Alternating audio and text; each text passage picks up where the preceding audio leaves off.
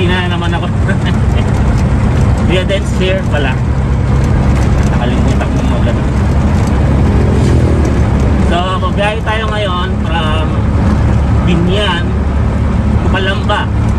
Yan, sa aking pagpasok.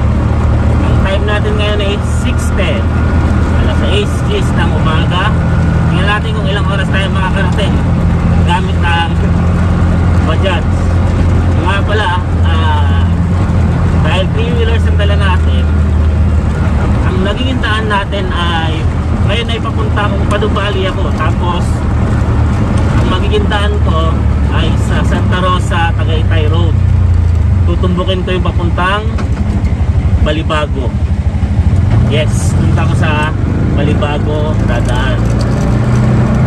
Kasi gaya nung na-experience natin nung noon pa, hindi pinapapayagang pumasok sa Nubali ang mga 3-wheelers. Teka Kuya Dens, bakit sinasabi mong dadaan ka sana sa Nubali? Tutusin ko kasi may shortcut doon. Kaya turo natin. Papunta ang Calamba sa mismong sa Nubali. Ang nakakadaan lang doon ay motor at saka 4-wheels at saka pataas.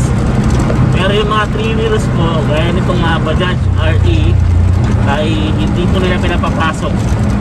Sabi ng gwardiya sa akin dati, bawal daw talaga kahit anong uri ng 3-wheels sa area ng Nubali. No? Kaya nga napupunta sana kami ng mall doon eh. Hindi kayo pinapasok ng dala. Anyways, makita nyo lang yung adventure ko, kung ano yung araw-araw na binabiyahe ko papunta. Saka na natin iba-vlog yung pabalik. Yun, mas adventurous yun. Samahan nyo ako. Again, umalis tayo dito sa Binyan, Timbao, practically 6:10. Yan, 2 minutes na nakakalipas. Anong oras kaya tayo makakarating doon? Today is Tuesday, June 18. Yan, kahapon, holiday. Well, pasok tayo ngayon. Yan. Ito nga pala yung Techno Park para sa mga nanonood na tagal. Ito nga pala, yun, isi-shoutout ako mamaya kasi alam niyo yun, may nakamotor na naninigarilyo. Hindi ko alam kung effective, pero dahil presidential order yun, alam ko bawal sa public talaga manigarilyo. Manigarilyo tapos wala pang helmet. Diba, Pilipinas? Anyways, yun guys, sinasabi ko kanina, shoutout pala tayo mamaya. Kwento ko lang ng konti habang babiyahe ako. So, andito na tayo sa service road sa gilid ng Calax. Papunta na itong Nubali. Ayun na nga. So, nung nakaraan nagpunta ako ng tawag dito, Seymour, dyan sa may Binyan Crossing. Ang tawag nila doon Olivares, pero which is technically hindi ko masabing Olivares siya kasi iba yung area ng Olivares. Anyways, pinarada ko si Buknoy doon para mamili sa ukay. Yes, namimili po ako sa ukay ng long sleeve. Ito suot ko ngayon. Ukay lang to. And pagbalik ko, merong ano sa akin, sumalubong isang kapwa Bajaj driver na nagtotoda. Nakilala niya ako, so shoutout natin siya. Kasi nasa phone ko yung name niya. At meron din siyang YouTube channel, tulungan natin. Anyways, again, dito tayo ngayon sa service road ng Calax, dumaan ng Technocard. So dito sa area na to, kung saan merong crossing, pagka niliko mo yan sa kanan, matutumbok mo yung Dilasal Laguna.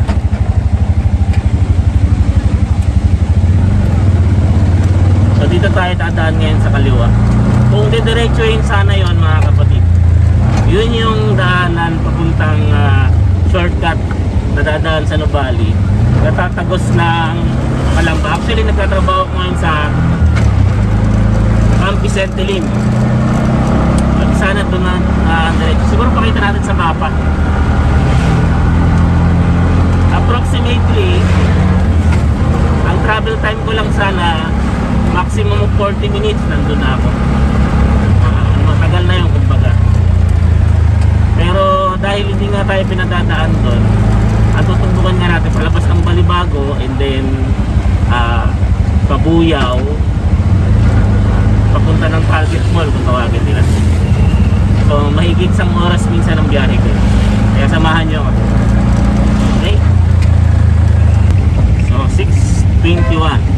Dito nakarating tayo dito sa Balibago, Santa Rosa, Tagaytay Road.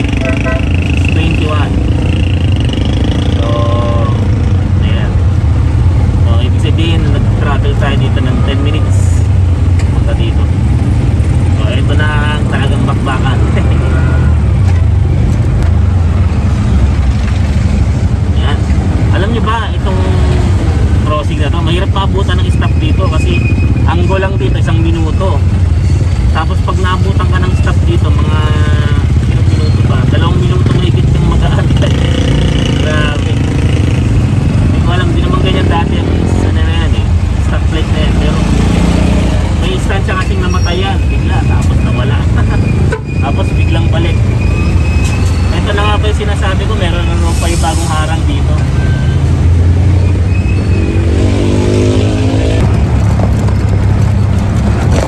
Welcome to Balibago.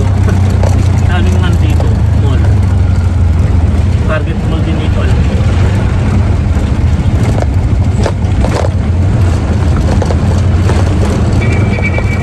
Hindi masyado matraffic ngayon dito. Madalas kasi traffic dito, gawa ng dito lahat nag-merge. Bus, jeep, tricycle, van, private vehicle.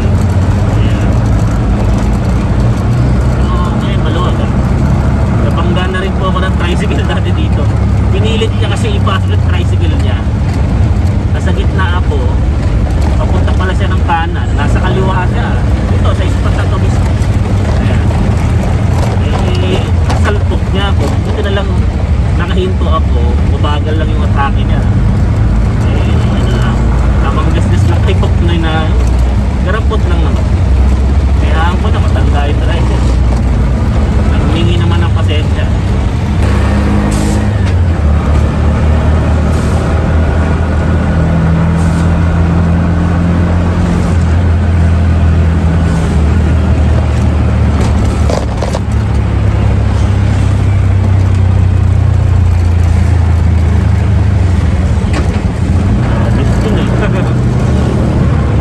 Time check 6:49 na at nakakagula sa area na ito, hindi pa naman traffic.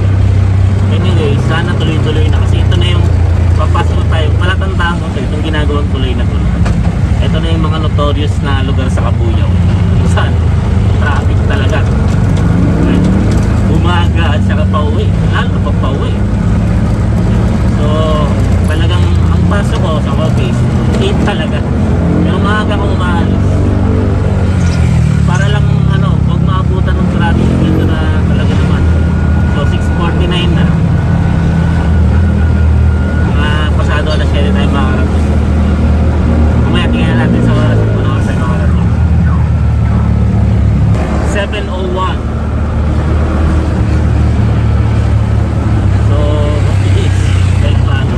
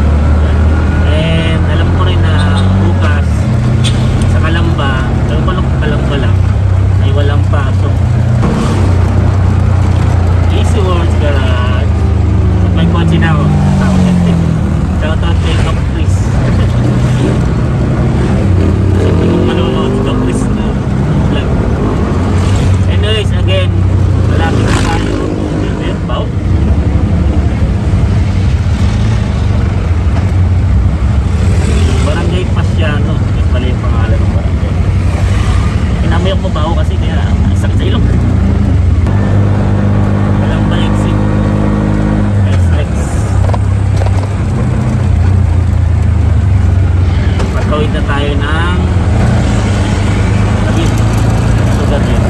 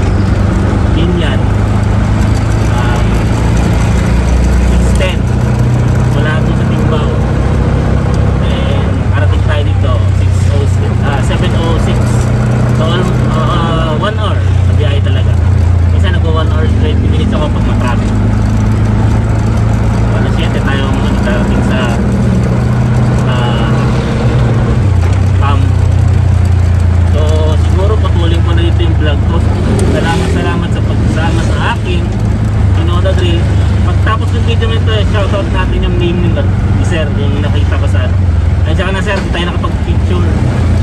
So sana magpa-picture sa'yo. Baliktad. Kung sino yung nanonood sa akin, gusto ko magpa-picture. Sarap kasi ng feeling ko. Biglang may lalapit sa'yo, din kilala ka. Oo, si Kuya din, sabi tanong ni sir sa akin. Anyway, salamat again. So yun, nakita niyo yung kalbaryo ko everyday. Every morning, napapasok ko sa trabaho. Pero at least ngayon, maluwag ang kalasada. So, salamat. You know what to do. Subscribe and follow Kuya Dens. Kuya Dens, salamat.